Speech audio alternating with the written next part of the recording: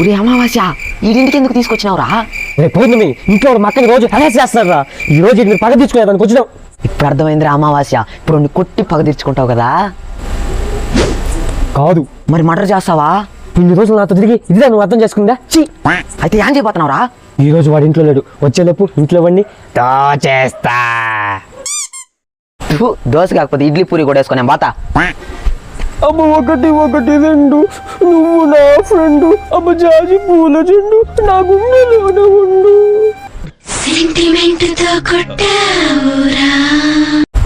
సరిపదా నువ్వు ఈ గేట్ దగ్గర ఉండు, నేను లోపల పోతా. ఉడిస్తే నాకు ఫోన్ చేయి. అబ్బా మధ్యాహ్నం దీన్ని కోడుకోదనుకుంటా, కడుపులో బాగా గలపెట్టేస్తాను. ఓనా హలో, వచ్చేసాడా? వచ్చేనాడు. అయితే నేను వెనకాల నుంచి కోడకి దూకొచ్చేస్తా. ఏం చేస్తున్నాడు వీడు? నీకేం చెప్పినాడు రా? నువ్వే గుర్తు తెచ్చుకో. ఉడిస్తే నాకు ఫోన్ చేయి.